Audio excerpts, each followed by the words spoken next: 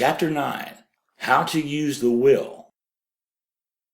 To set about getting rich in a scientific way, you do not try to apply your willpower to anything outside of yourself.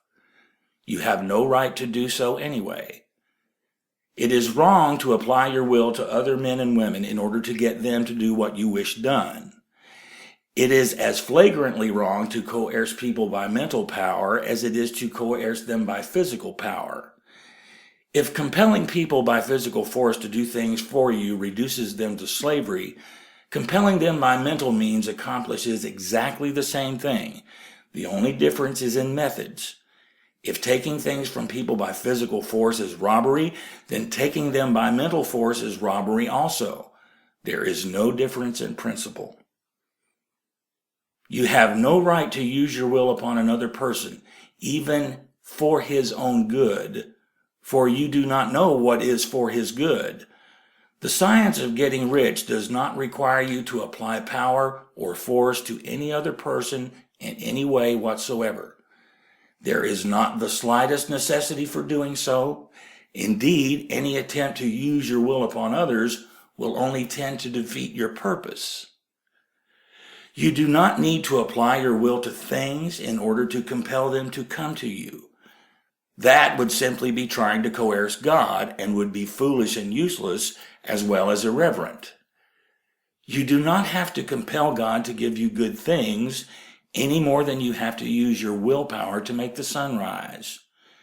You do not have to use your willpower to conquer an unfriendly deity or to make stubborn or rebellious forces do your bidding.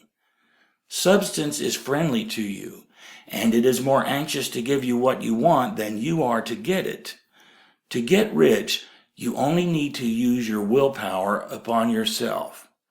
When you know what to think and do, then you must use your will to compel yourself to think and do the right things.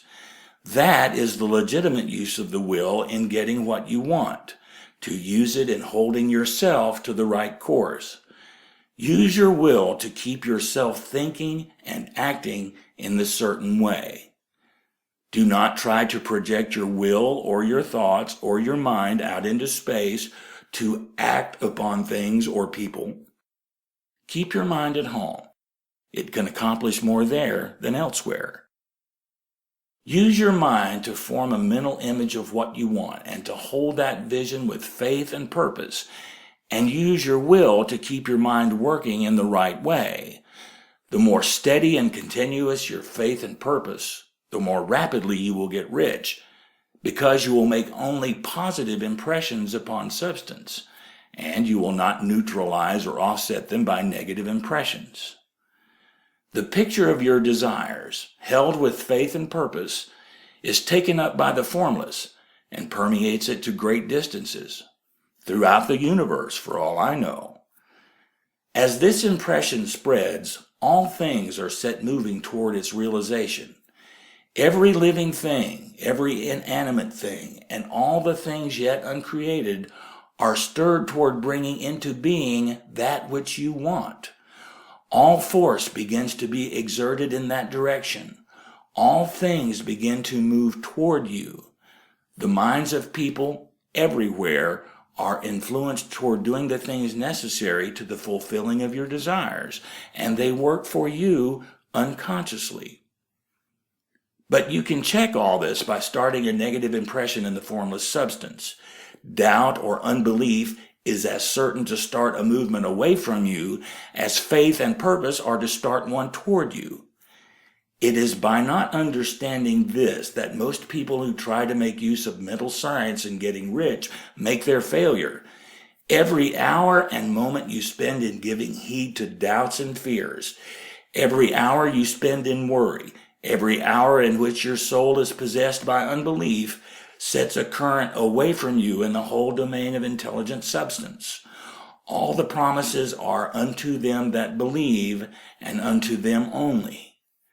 Notice how insistent Jesus was upon this point of belief, and now you know the reason why.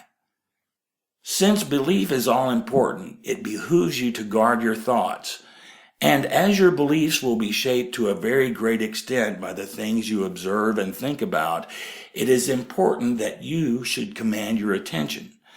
And here the will comes into use, for it is by your will that you determine upon what things your attention shall be fixed.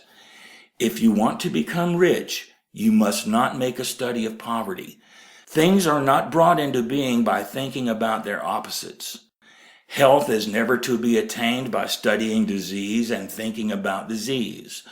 Righteousness is not to be promoted by studying sin and thinking about sin. And no one ever got rich by studying poverty and thinking about poverty. Medicine as a science of disease has increased disease. Religion as a science of sin has promoted sin.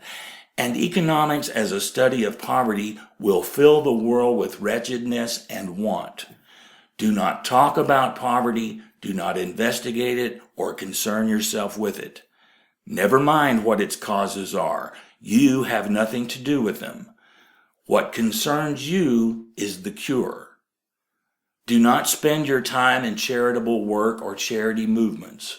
All charity only tends to perpetuate the wretchedness it claims to eradicate.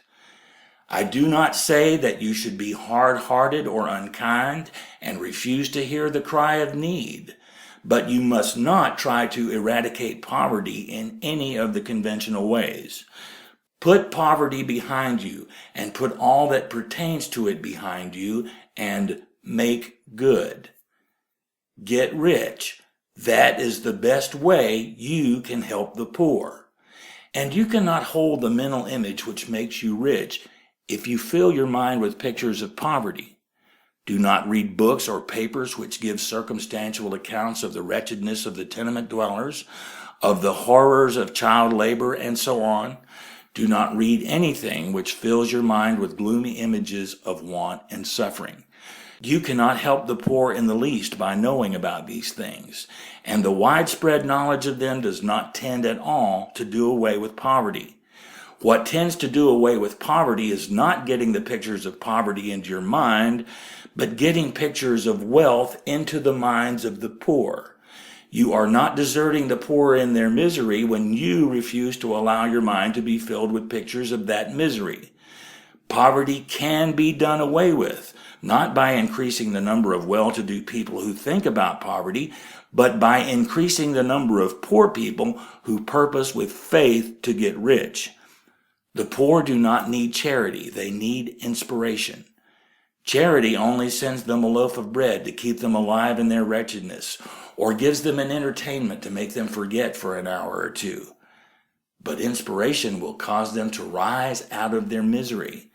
If you want to help the poor, demonstrate to them that they can become rich. Prove it by getting rich yourself. The only way in which poverty will ever be banished from this world is by getting a large and constantly increasing number of people to practice the teachings of this book. People must be taught to become rich by creation, not by competition. Every man who becomes rich by competition throws down behind him the ladder by which he rises and keeps others down. But every man who gets rich by creation opens a way for thousands to follow him and inspires them to do so. You are not showing hardness of heart or an unfeeling disposition when you refuse to pity poverty, see poverty, read about poverty, or think or talk about it, or to listen to those who do talk about it. Use your willpower to keep your mind off the subject of poverty and to keep it fixed with faith and purpose on the vision of what you want.